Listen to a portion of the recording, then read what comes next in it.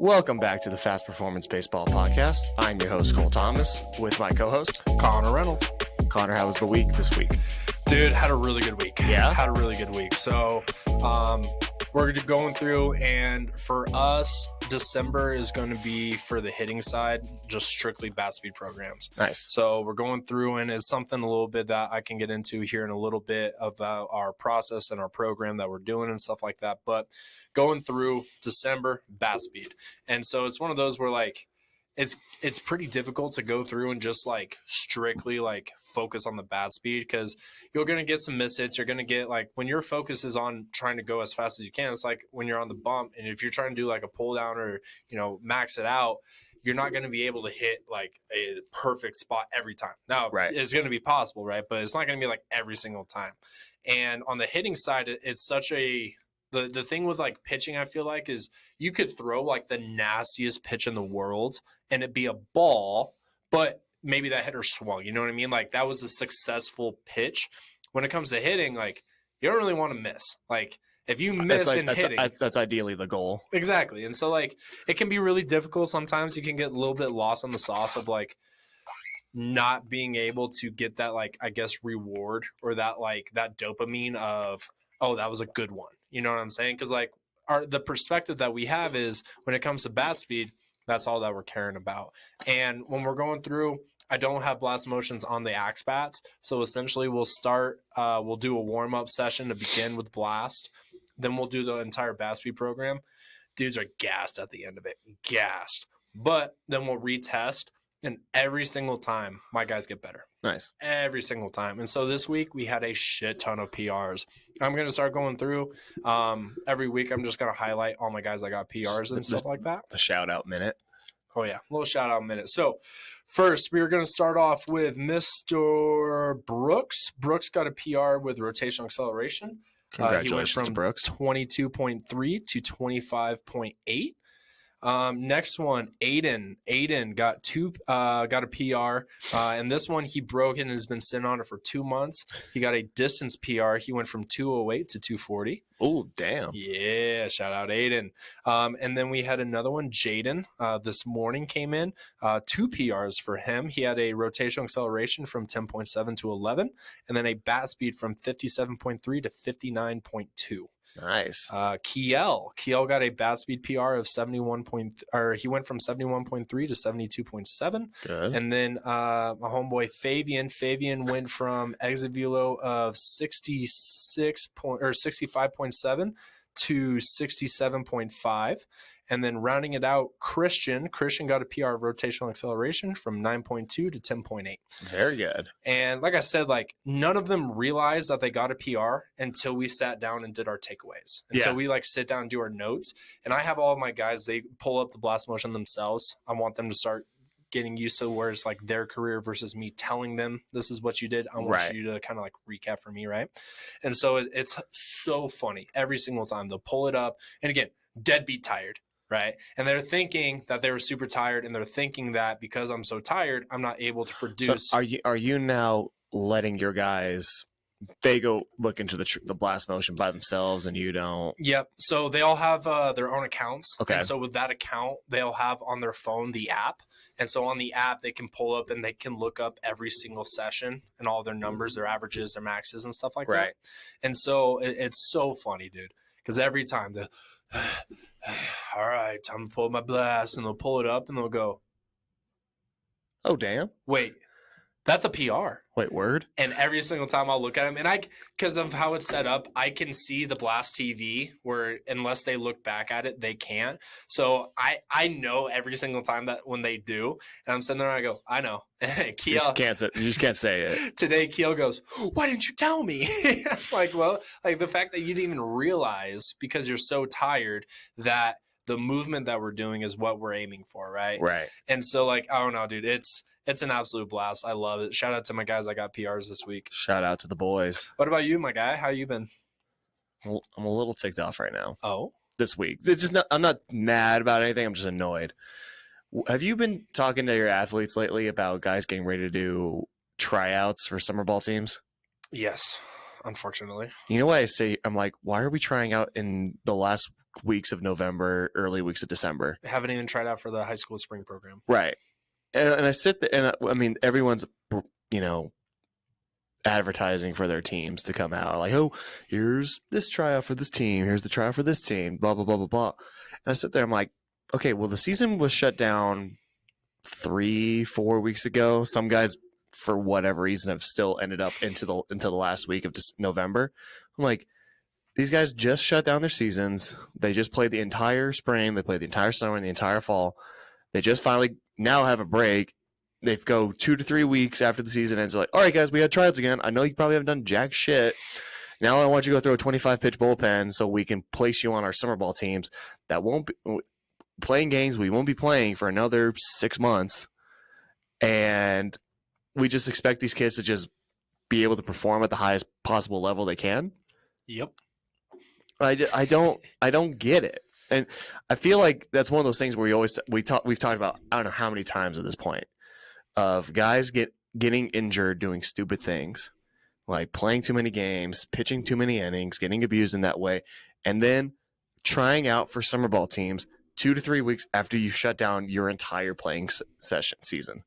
I was like, and like, speaking on devil advocate, because myself, I was going to ask you, what's your perspective, having been in the club ball scene? 100%. So it's one of those where it's like it's really tough because one, you want to make sure that you have your team. Right. So it's one of those where it's like, all right, during the spring season, we're not going to be doing tryouts. Guys are focusing on their, high school team. So it's like, okay, well, when can we do ours?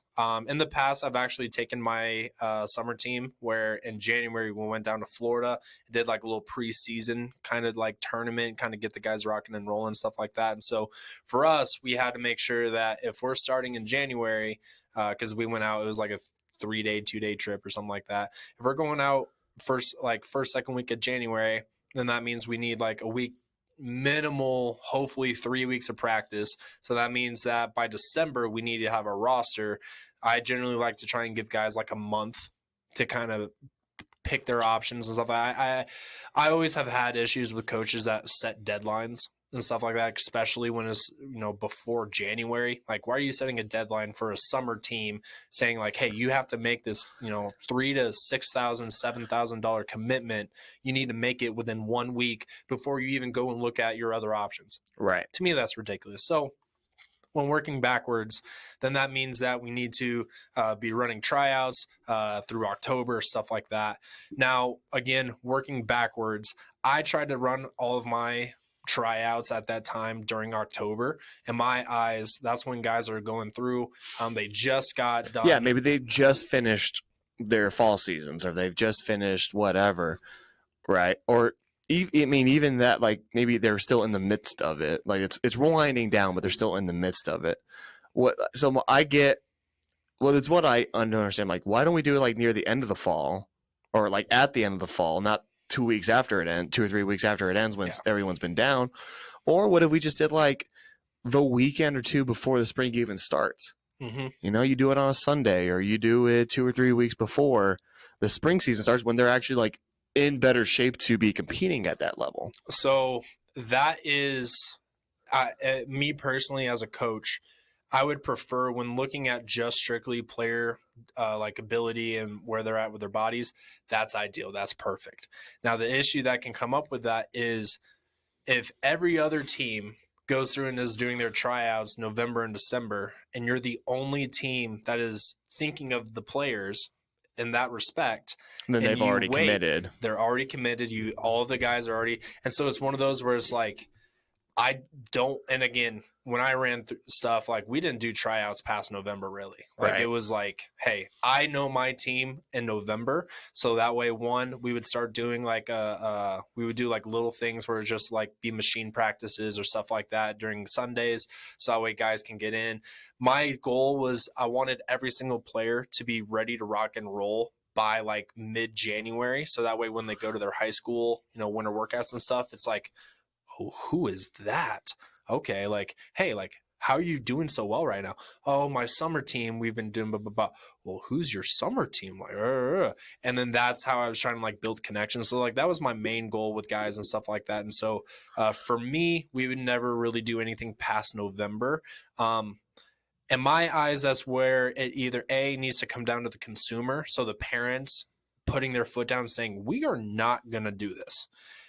The sooner that happens, the sooner the coaches go, oh, we're not supposed to be doing this. Once Right. they realize we're not supposed to be doing this, then there isn't that like fight for those players because everyone's on the same page. There's just too many programs that are offering that kind of stuff where it's the, you don't want to do it, but you're almost forced that you have to do it.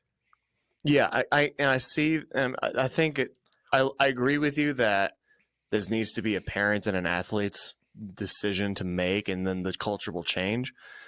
But there's just too many parents that are in that what we call FOMO or anything like that, where just like there's that fear of missing out, and there's that Yep. fear like, oh, my team. And I've gotten kids who they've done like 3 tryouts for 3 different club teams, Yep. and it's one of those, I'm like, commit to something, or I know I'm not phrasing my or formulating my ideas very well because I No, just don't know. no, and I know exactly where you're. I feel like this is an obvious argument, but I just don't know how to formulate it. No, I hear what you're saying. I think it comes down to where, as the athlete, you need to know your body, right? Right. And it's one of those where you want to put your best foot forward. Are you going to put your best foot forward when you've been, shut down for 3 to 6, 7 weeks? No. And so, in my eyes, that's where it kind of goes on to the athlete of, all right, if we know that there are going to be these tryouts during these times, I need to then look ahead of time. And this is actually a perfect transition that we're going to get into for my side of things, talking about the hitting side, what our program is going to be for the next few months, and why I set it up this way.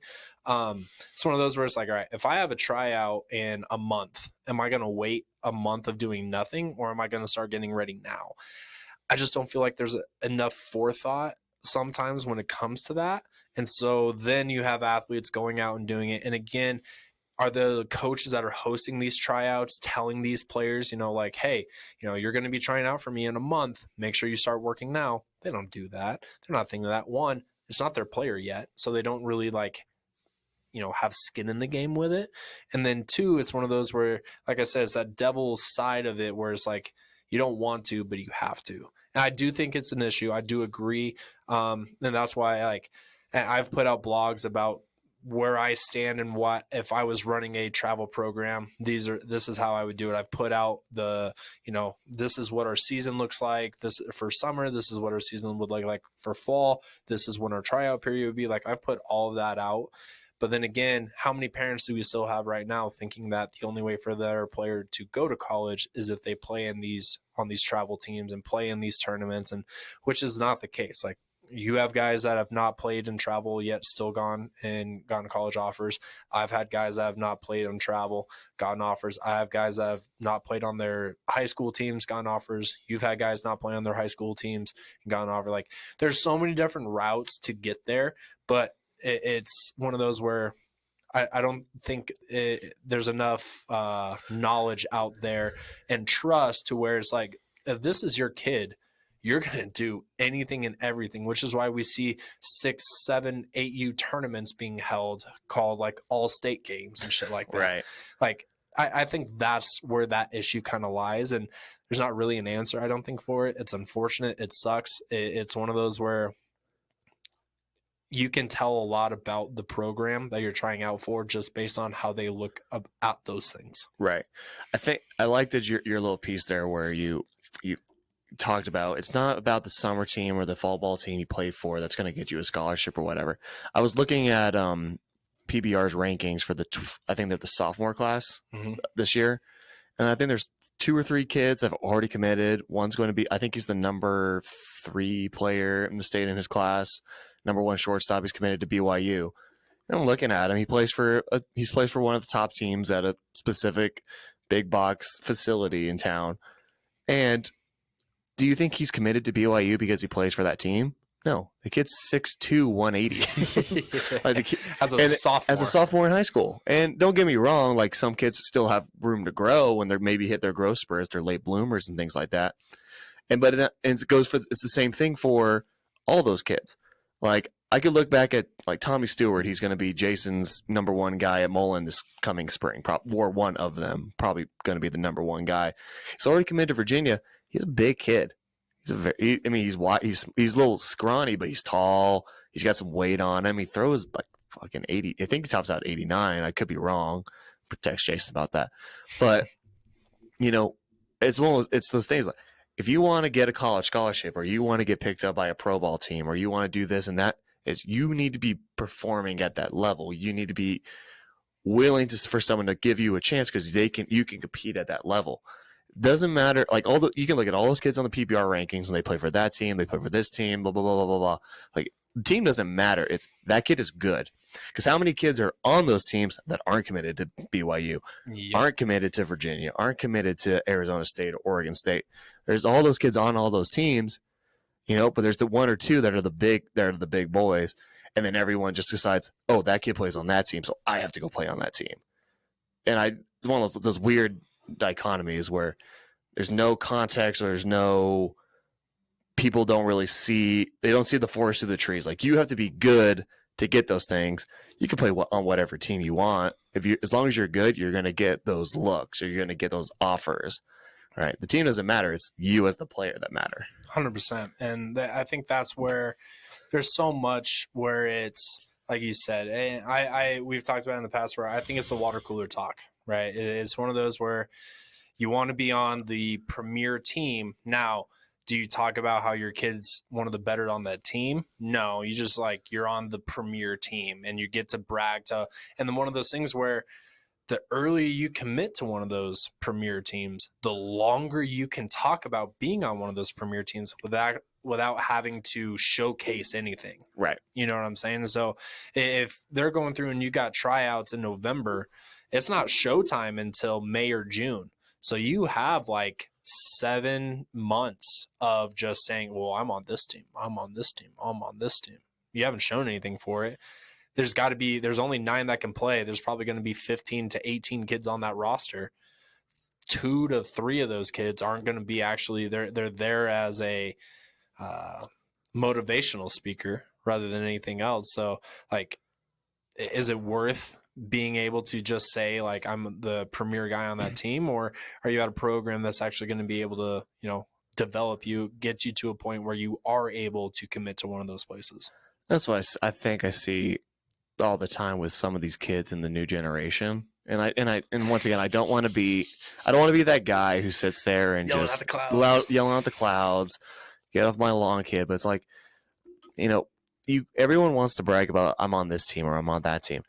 I see it all the time. I'll see kids they'll get tagged in things, and I'll look up and they put their travel ball team on their Instagram profile.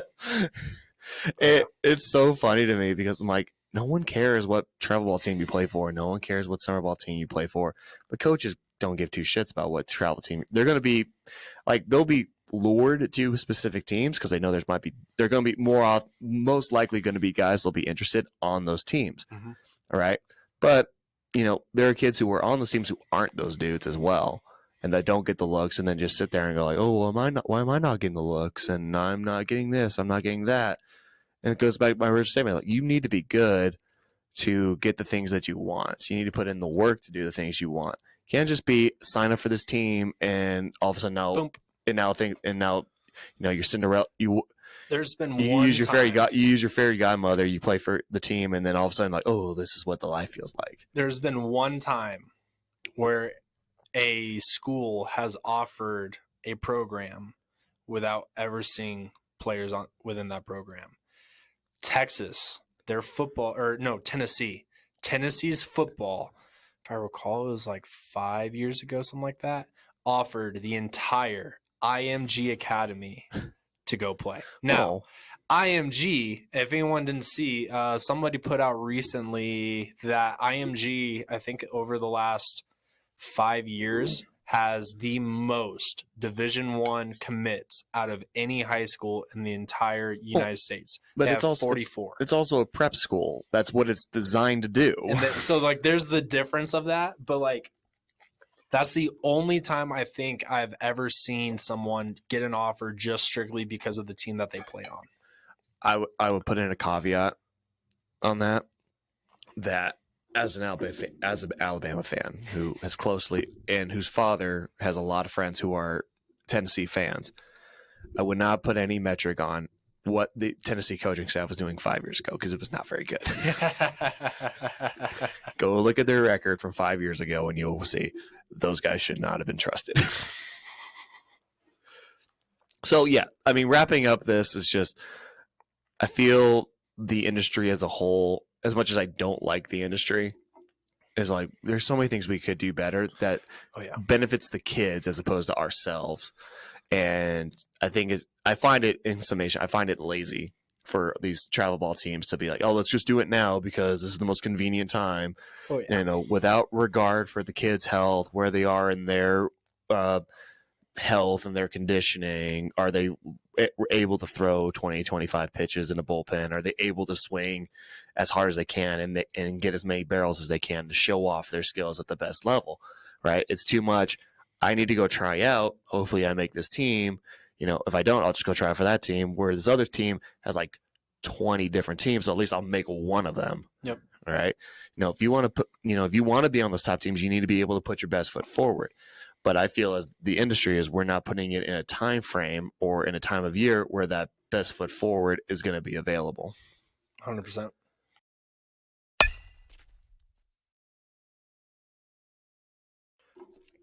Moving on to the main segment today, Connor and I wanted to talk. Connor brought up an interesting idea about the process, where kind of things line up through your training, leading up to a season, leading up to whatever it is we want to be, and talk about the progression. Basically, was the word you used. 100%. So, take away, Connor. 100%. So, normally, from what I've seen, the status quo is that hitters are always going to start off slower, right? In comparison to pitchers with how game ready they get. And so I personally think that's the case because I think hitters need 2 months to kind of calibrate their ability to track pitches to their fullest ability. So you have 1 month of kind of like getting the timing piece of it. Then you have another month of putting the swing with the timing. And so what I've noticed a lot of the time is that programs going through, whether it's a high school, college, travel program, like whatever it is, generally you're not going to put a hitter in to kind of like stand in on a bullpen if that pitcher isn't at a point where they're full go, just because they might lose it, might hit a guy. Now you got guys getting hit for no reason, like whatever it is. So generally, let's say if the season starts in March, pitchers I feel like are going to be starting to go full live bullpens, or the ability to go full live, probably like beginning February. And then that is because they've been doing an on-ramping style from like mid-December, maybe January into February. So for a hitter, generally hitters don't have the ability to start seeing live like pitching until a month before the season. Well, if it takes them 2 months to get the full swing with the timing and everything put together, they're a month into their season just now getting ready. Here in Colorado, we played 20 to 25 games. I think it's like 26 or 27 games. If you make it to the championship, state champion, stuff more. like that. And so you've essentially wasted half of your season getting what I call calibrated, and now you only have the rest of the half of the season to put together some crazy numbers. Well, that's why I always notice as a high school when I am a high school coach is early season. There's some guys who get it and some guys who don't, and you see it as the season progresses. The kids who are not as good as you think they are start kind of regressing to the mean. They're not as good. They revert back to what you thought they were, and then the kids who were struggling are the ones that figure it out later down the line, and about the time it starts really ramping up. Like a good example is one of my Bear Creek kids. His name is Ty Large. He now plays at Northeastern Junior College, and he's I think pound for pound was the best hitter at Bear Creek last year. Ayo. But if you look at his average through the first like half of the season, he was garbage. Yep. Like struck out all the time. But he also was that kid who put together really good at bats. Right? He puts together really good at bats. And if he didn't strike out, he was like hitting screeching line drives at like the right fielder because he's a left-handed hitter. Screeching line drives at the right hitter. Just have, and good balls right at the second baseman or the first baseman. Right? So like he was hitting well, just right at guys. And that's what you're saying is a lot of it's just becomes so much of a timing issue. 100%. And so for us here at Fast, and this is something that I've done for the travel teams I've coached and my hitters in the past, is that all of December is going to be bat speed. So November, we go through and we find the low-hanging fruits. We start addressing that. We try and get the swing through November to a point where we can strictly focus on bat speed. And then December is going to be only bat speed. The only thing that we're going to be looking at is going to be bat speed programs, driveline axe handles, like the overload, the underload, handle load, barrel load, long bat, short bat, plyos. We're going to be going through that whole thing. And then in January, that's when we're going to start trying to make it to where we can start putting that the little finishing touches on the swing. We want to go through and make it to where maybe their timing isn't there, but our swing mechanically is there. And then February is going to be where we tie it all together. Generally, high schools are going to have their tryouts the last week of February. And so if we can make it to where my guys have gotten through that 2-month process of finding timing, connecting the timing with the swing, if we can be ready for that before tryouts happen, rather than where a lot of other players are, that's when they just start getting that piece. So if their 2-month process starts in February, it's April now where they start feeling really good.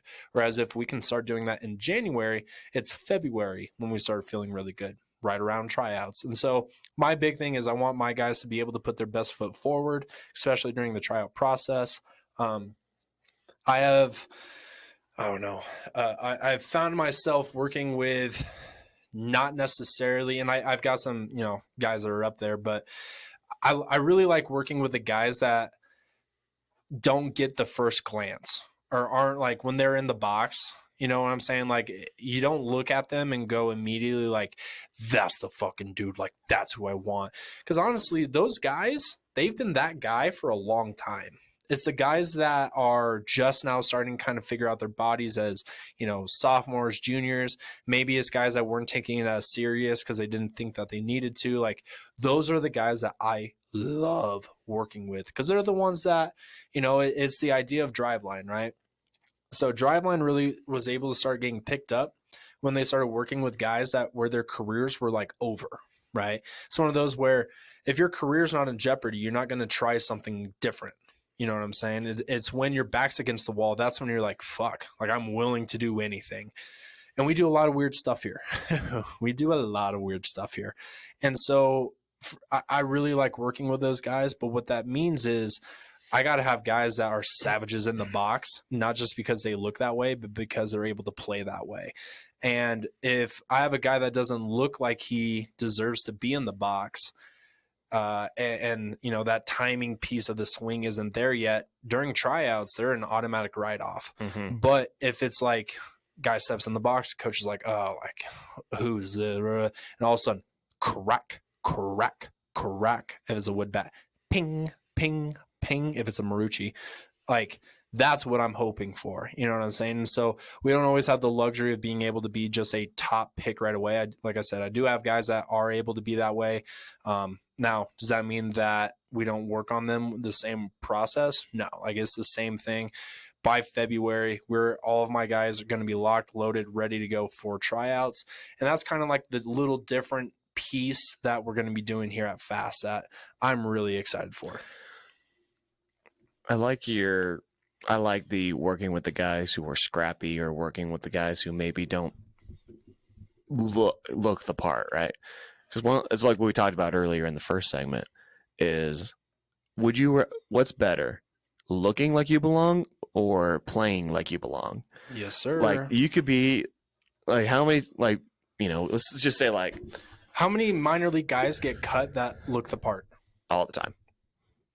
Like, so just looking the part isn't always the thing. Right. it's one of those things where, and I think it's kind of like the Instagram, what the society that Instagram has made, or society that TikTok has made, where it's better to look the part as opposed to be the part. Yep. It's better to, how many chains can I wear?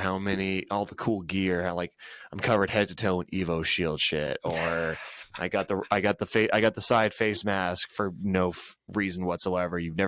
A ball's never been thrown near your face, but you got the extended guard. You got what's the new the Evo Shield, not the Evo. No, well, yeah, the oven mitt when you don't need one, or those new batting gloves that came out this last year. The bolts. Which don't get me wrong, those are nice batting. They are nice batting gloves, but do Bruce Bolt batting gloves make you a better hitter?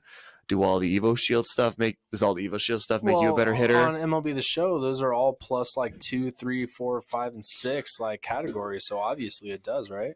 Well, just like they say, with social media, life is not 2K or the show. Life is not the show. Like life is Instagram is not real life. Twitter is not real life. So that's why I always say, like, looking the part will get you a foot in the door. Don't get me wrong, but people can suss out that stuff very quickly. Oh, and it's one of those where like the hitter, like players do too. Yeah. Like, and I was actually talking to one of my guys that came in today, and I was telling him about this kid came in the other day. And for anyone that knows, my 2 favorite colors, baby blue and like baby pink. Like those are my like 2 favorite colors. I did not know that about you. Oh, they are sweet. If you look at, I'll have to ask you about that after we're done. No worries. If you look at Strider's dog bowls, baby blue, baby pink. Yeah, I guess I never thought about it. If I have my Oakleys on, baby blue, baby pink.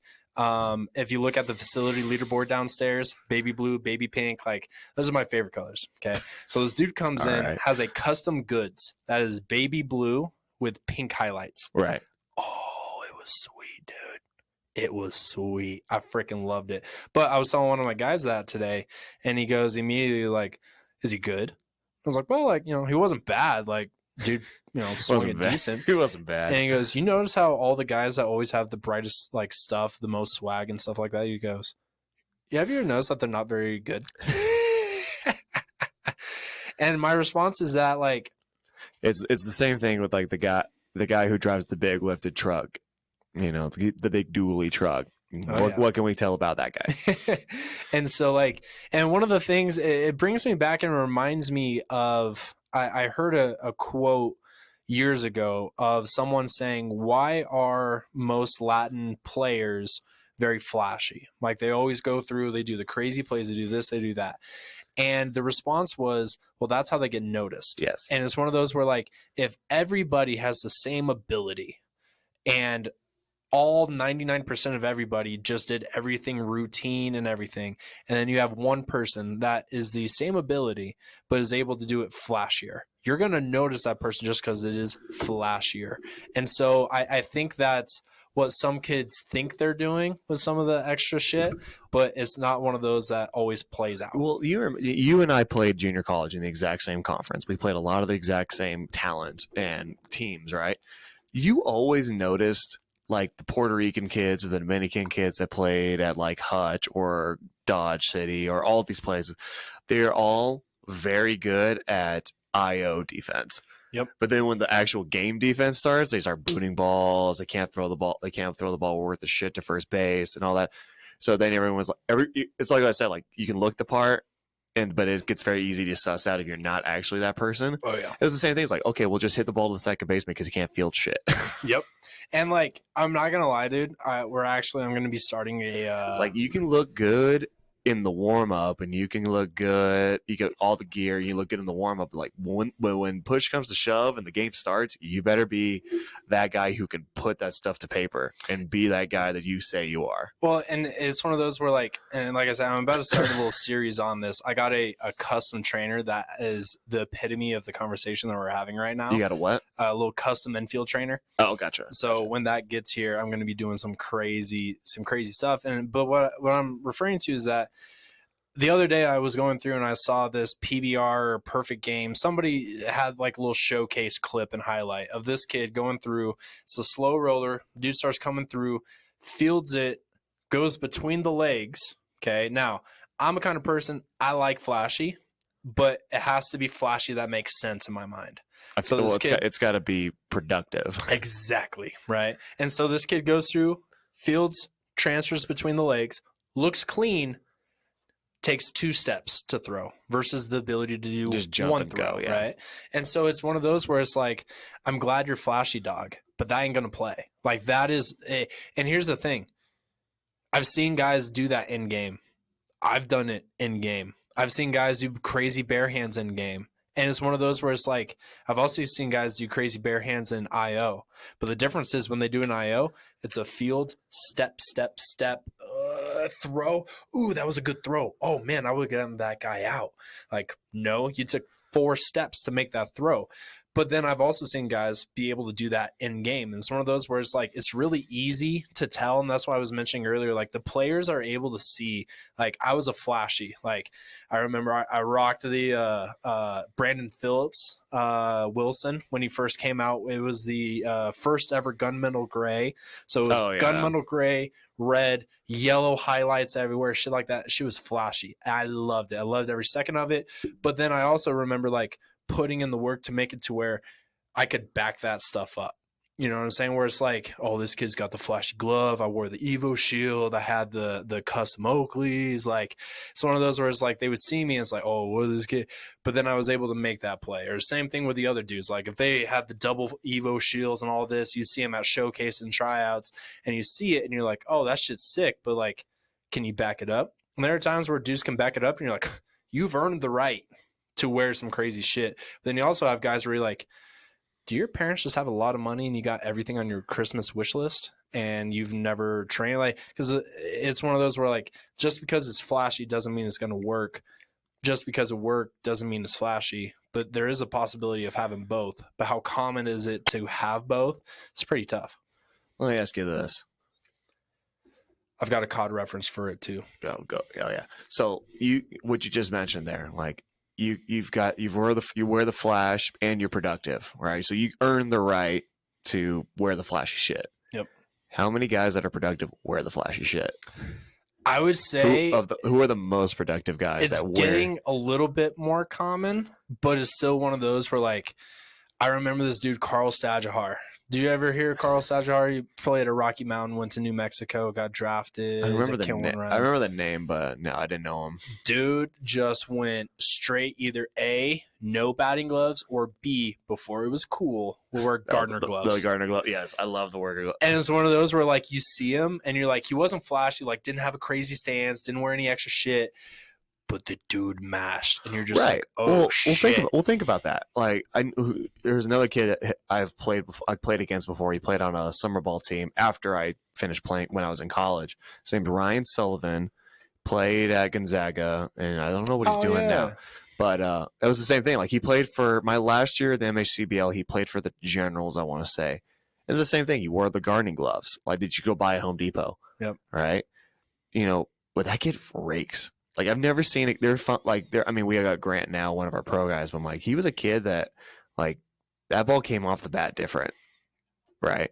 And it's the same thing you see all the time with, like, you've played, you and I have both played plenty of college baseball where, it's the kids who are not the ones who, like, are the least.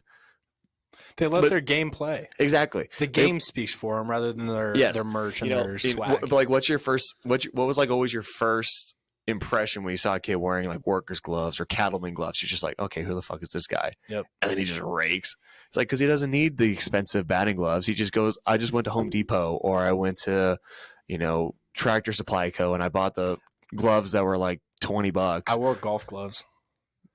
That's an interesting. So every single game, rocking the Titleist. Oh, dude, it was I think it were Kirkland's. It was like whatever brand Walmart carried. I can't remember what Kirkland's, it was. Costco, or whatever there were. But there was always the golfing gloves in the sporting section at Walmart, because we would always go to a Walmart before all of our games, because every time you're not a town in Kansas if you don't have a Walmart and a Subway.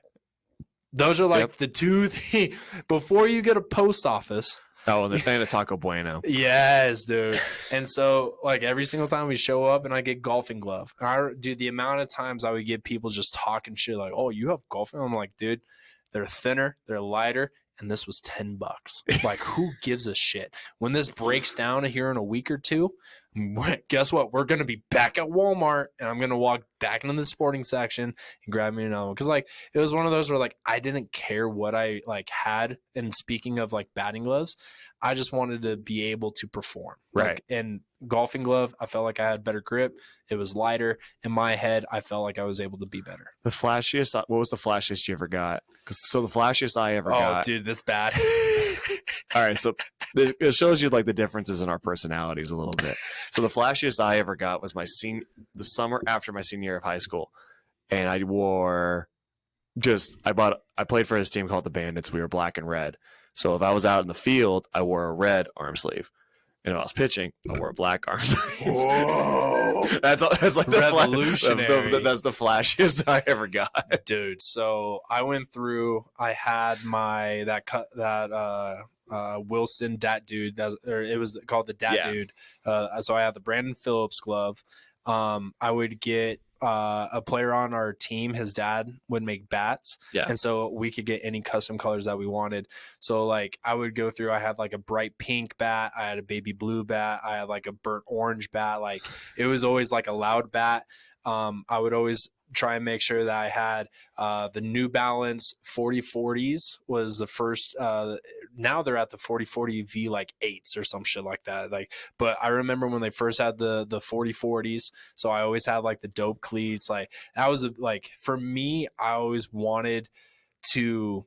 I wanted to walk onto the field and have people almost talk shit about me, and then be able to be like, you still talking shit at the end of the game there, Pally? Right. Like, I don't know, some dude that rocks a pink bat and like baby blue glove, like just be your ass. Like that was always my goal. Did it happen? 50% of the time.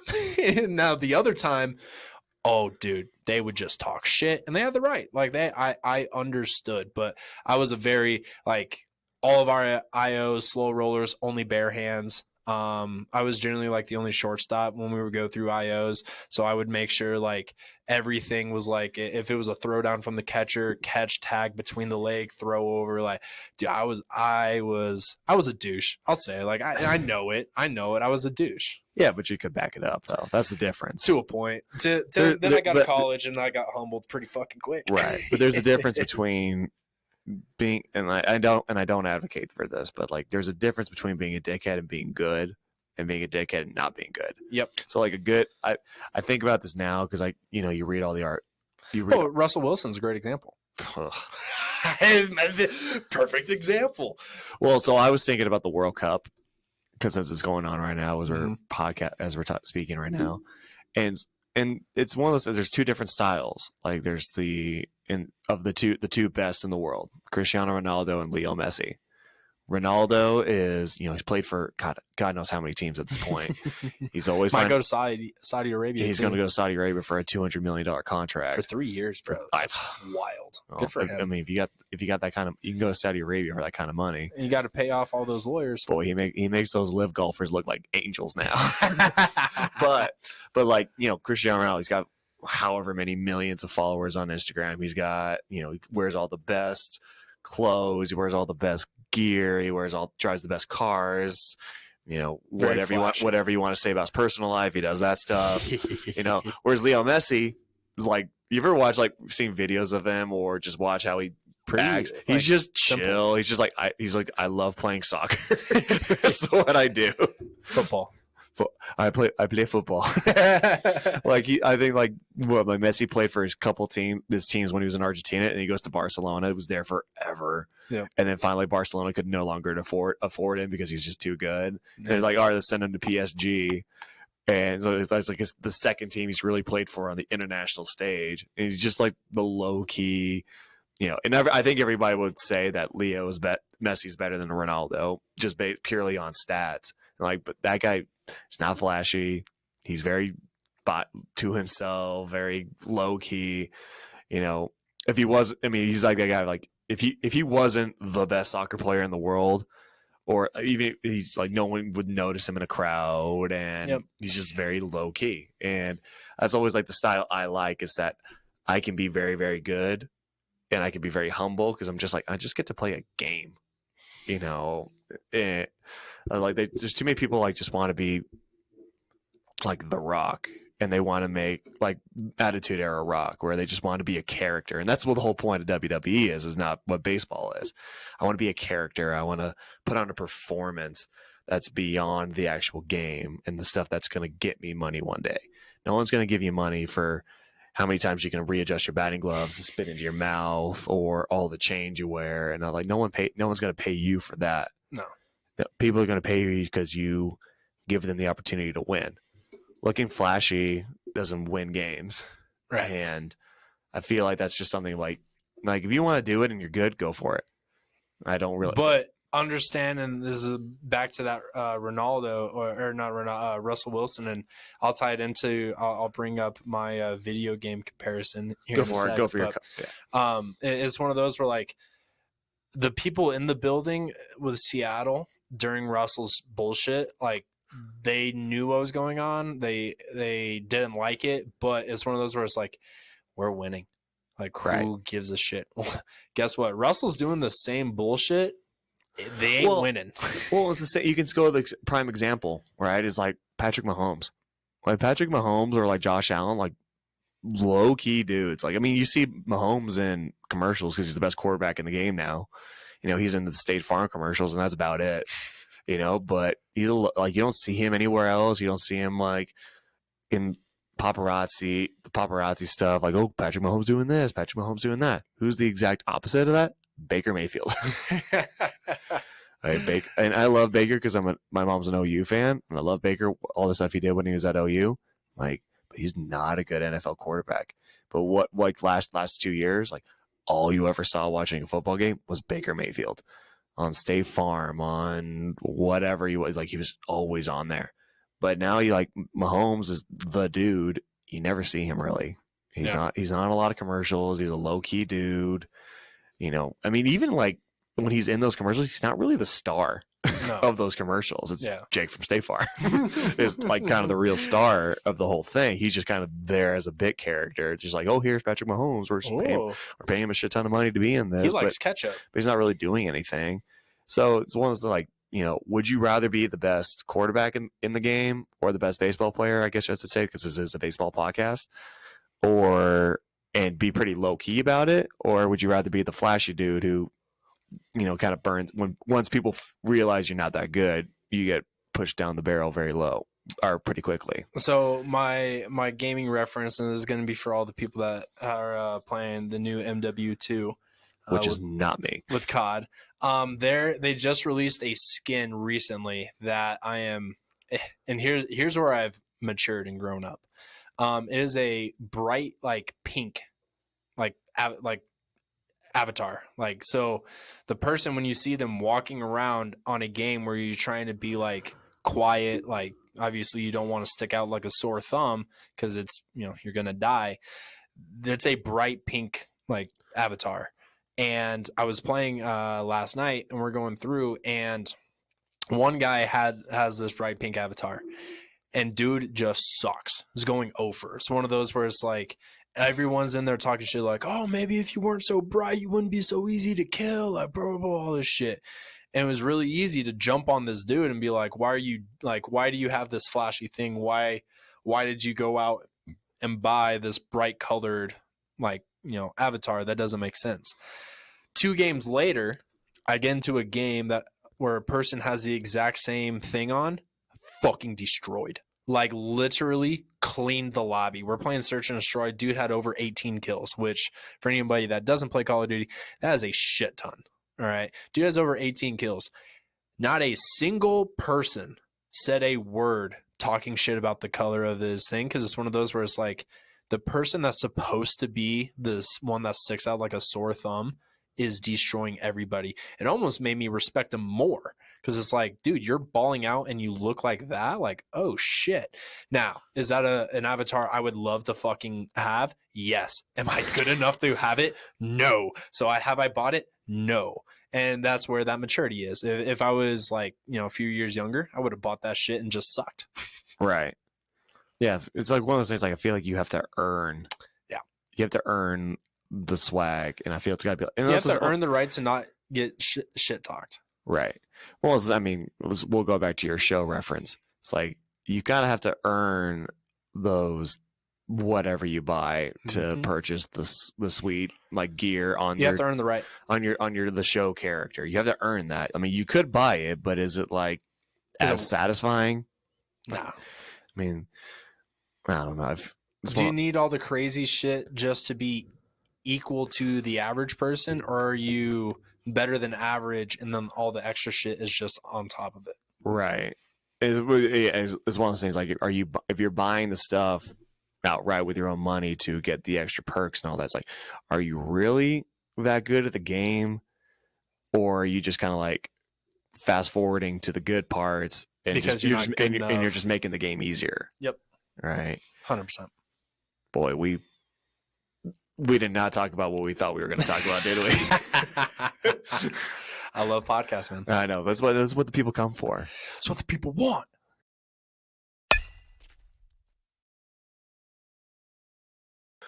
Closing out this week's episode, Connor, do you got anything to plug? I do, actually. I do. So coming this December, towards the end, we're going to be doing a lot more youth camps. So we have a 12 to 14U camp that's going to be going on the 17th and 18th of December. It's going to be hitting a defensive camp. And then the 27th, 28th, and 29th, we're going to be doing a high school bat speed training camp. And then starting every weekend in January and February, we're going to be doing alternating, where we have a 12 to 14U camp and then a 9 to 11U camp, 12 to 14, 11. And then we're also going to be starting up our Hit Tracks League again. So we have 3 weeks left in the current season right now. It's going pretty damn well, to a point where we're going to be offering another season that's going to run from January 22nd to February 26th for guys right before the season. So we got a good amount of stuff popping over here. It's pretty excited. What about you on the pitching side? Pitching side, we're just starting Velo nights back up. You saw how hectic Velo nights can get. I love it. They're a lot of fun. So anybody who's got a packet, up throwing package, those should be included in those Velo nights. We're going Friday night at 7:00. I mean, it's just a lot of testosterone in there. A lot of, the other night was cool when we did it. One of my guys, Luke Davenport, from Legacy High School, pulled down. I mean, he said like I think it was 92.5 was his PR going into the other day on the 5 ounce, and then just pulls out a 96 on the first set of 5 ounce, and then he goes through the 6, breaks a PR. I think he broke a PR on the 7 as well, and then first throw on the second set of 5 ounce, he hits a 95. It's like 9 to confirm that 96 he hit. So I'm like, oh boy, this kid's gonna have a good spring. Hey, yo. And I think we have 4 or 5 guys who pulled down. Didn't Luke get triple digits somewhere in there? Luke did hit. Sorry, I forgot to mention that he did hit triple digits on the 3 ounce ball. Oh, was it 100.3? 100.6, I want to say. Fuck. Yeah. So excited for him. He was pumped. He was dead after it. Is hilarious. And it's one of those things where I like the Velo nights, because I'm like, there's a lot of yelling. We try to just get guys going. And I'm like, I sat there after reading, I'm like, I feel like I did pull downs. I was just so tired. I was just like, dude, I just felt mentally gassed. I'm like, I didn't even do shit. Why am I so tired? So yeah, so we got that going on now. Trying to get more and more guys to do it. The more the merrier. When we do that, it's a lot of fun. We just play loud music and we just throw baseballs as hard as we can. I mean, you kind of got to see it firsthand the other night, the way we do it. That was awesome. So, where can the good people find you on social media and everything like that? As always, the good, the bad, and everybody in between can find me at fast_RBI for Instagram, TikTok, Twitch, Twitter, YouTube, all that good stuff. If anybody wants to reach out, Connor at fastcolorado.com is my email. CONNER. It's Connor, not Connor, spell it right. Outside of that, man, that's about it. Where can the people find you there, sir? Instagram is Cole Thomas Fast.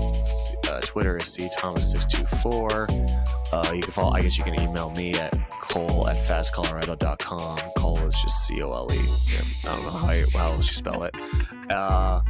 Actually, I There do. are people who spell it. I had a player spelled it KOHL, I believe. Those are people we call heretics. Those, you can follow Fast at Fast Baseball on Instagram and TikTok. You can follow Fast Performance at Fast Performance CEO on Instagram. You can find us here all the time. We still got some merch that you guys can buy, still hanging around. Yeah, I think that's a good week of podcasting, and we will see you all next Tuesday.